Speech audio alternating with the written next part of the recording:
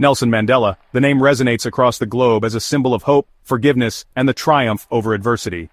His journey from prisoner to president, his unwavering commitment to dismantling apartheid, and his message of reconciliation captivated the world. Yet, beneath the surface of this revered figure lies a complex and contested legacy. While Mandela is rightfully celebrated for ushering in a peaceful transition to democracy in South Africa, his economic policies and the subsequent trajectory of the nation under the African National Congress have drawn sharp criticism. This essay delves into the multifaceted legacy of Nelson Mandela, exploring both his remarkable achievements and the shortcomings that continue to cast a long shadow over South Africa. It examines the compromises made in the name of peace and the economic policies that, while aimed at fostering stability, arguably failed to deliver on the promise of equality and prosperity for all South Africans. To comprehend the complexities of Mandela's legacy, one must first acknowledge the monumental challenges he inherited.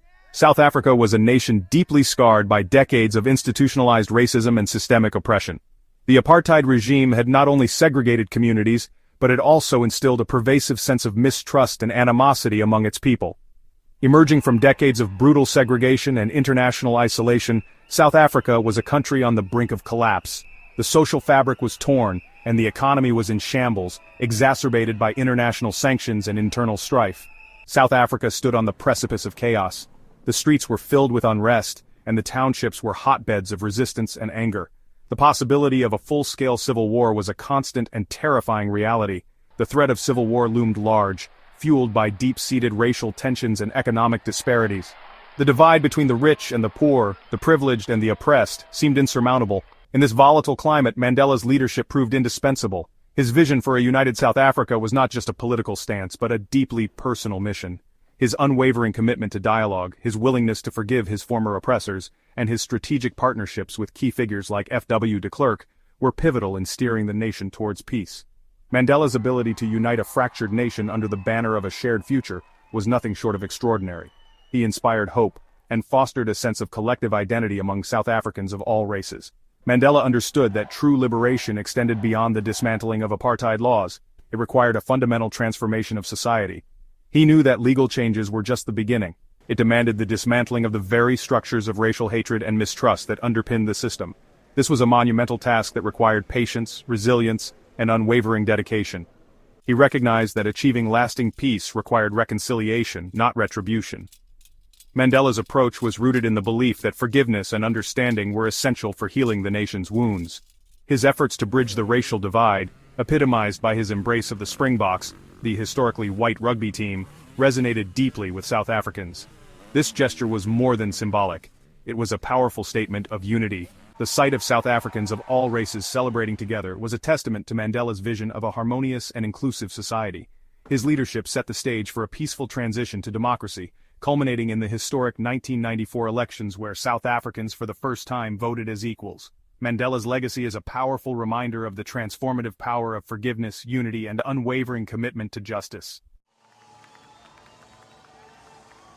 While Mandela's role in achieving political freedom is undeniable, his legacy is also marked by the economic policies that followed his presidency. His economic policies and the subsequent trajectory of the ANC government have been subjects of intense debate, sparking discussions that continue to this day. Critics argue that the compromises made in the name of peace, particularly the decision to retain the existing economic framework, were significant missteps. This decision, they claim, ultimately hampered the pursuit of social and economic justice, leaving the economic structure largely unchanged from the apartheid era. The stark economic disparities that persist in South Africa today are often cited as evidence of these policy failures. The growth, employment, and redistribution strategy, adopted in 1996, was a cornerstone of the ANC's economic policy. However, it came under fire for its emphasis on fiscal austerity, privatization, and trade liberalization, policies often associated with neoliberalism. Proponents of GEAR maintained that these measures were necessary to attract foreign investment and stimulate economic growth, which would in turn benefit all South Africans. They argued that a stronger economy would create jobs and improve living standards across the board. However, critics contended that GEAR prioritized the interests of the white minority and international capital at the expense of the impoverished black majority. They argued that the program failed to address the structural inequalities inherent in the South African economy, leaving millions mired in poverty and perpetuating the legacy of apartheid. The debate over Mandela's economic policies is a reminder that the struggle for true equality in South Africa is far from over, and the quest for social and economic justice continues. More than 2 decades after the fall of apartheid, South Africa remains a nation grappling with stark inequalities. The end of institutionalized racial segregation brought hope and optimism, but the journey towards true equality has been fraught with challenges. The economic landscape is a complex tapestry of progress and persistent disparity. While significant progress has been made in expanding access to education, healthcare, and basic services, the gap between rich and poor remains vast. Schools in affluent areas boast modern facilities and resources, while those in poorer regions struggle with overcrowded classrooms and outdated materials. Healthcare access has improved, yet many still face long waits and limited services. Unemployment remains stubbornly high, particularly among black youth, and access to quality education and healthcare remains unequal. The youth unemployment rate is alarmingly high, leading to a sense of disillusionment and frustration among the younger generation. Many young people find themselves trapped in a cycle of poverty, unable to break free due to systemic barriers. The persistence of poverty, coupled with rising crime rates and ongoing service delivery protests, stands as a stark reminder of the challenges that continue to plague the nation. Communities often take to the streets to demand better living conditions, highlighting the government's struggle to meet the needs of its citizens. Crime, fueled by economic desperation, remains a significant concern.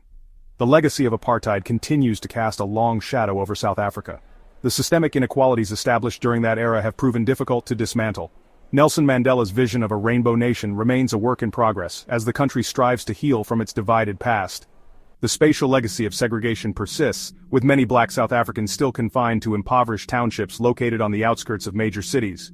These areas often lack adequate infrastructure and services, perpetuating a cycle of poverty and exclusion. Efforts to integrate these communities into the broader urban fabric have been slow and uneven.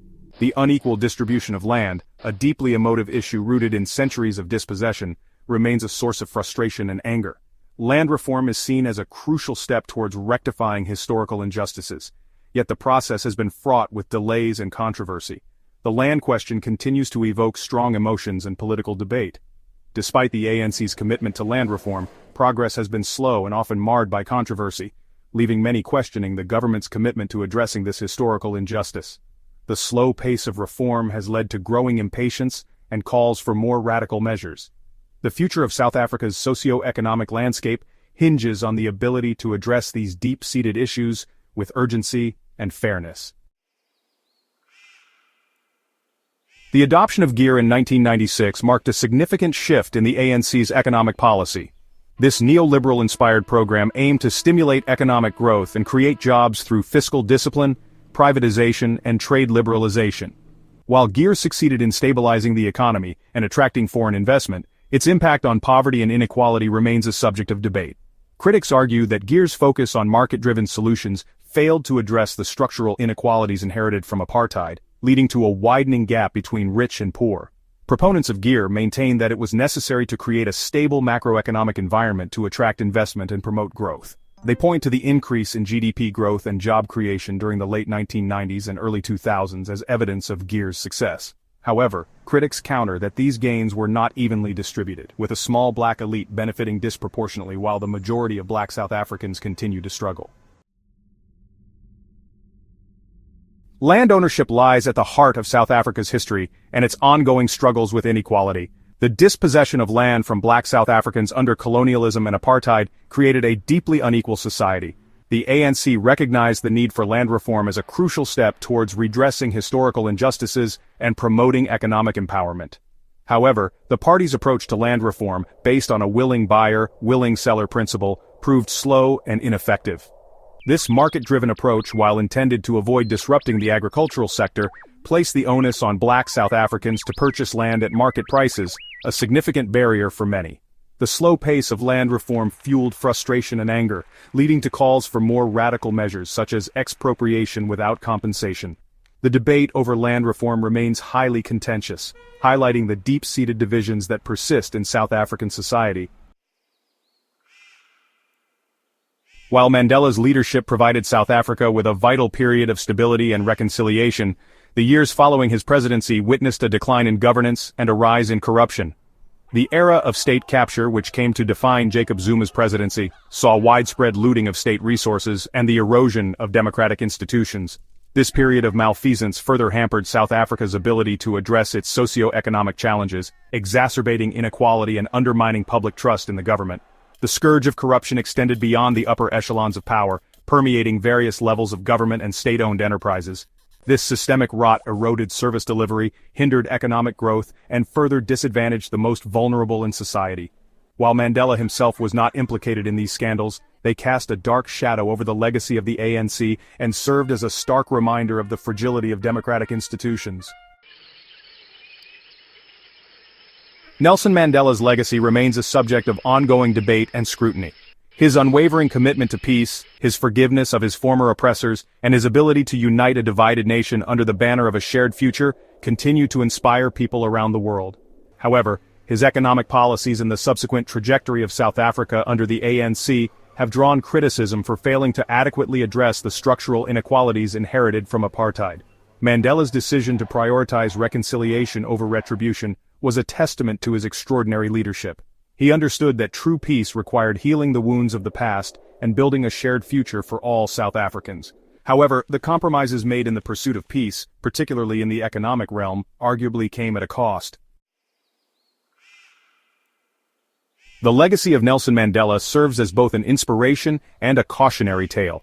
It highlights the power of forgiveness, the importance of dialogue, and the enduring strength of the human spirit. However, it also underscores the complexities of navigating political transitions, the challenges of addressing historical injustices, and the enduring legacy of inequality. As South Africa continues to grapple with its past and chart a course for the future, Mandela's legacy will undoubtedly continue to shape the national discourse for generations to come. The task before South Africa remains clear: to build a more just and equitable society that lives up to the ideals for which Mandela fought so tirelessly. This requires confronting the legacies of apartheid and colonialism, addressing the structural inequalities that continue to plague the nation, and ensuring that the fruits of freedom are shared by all.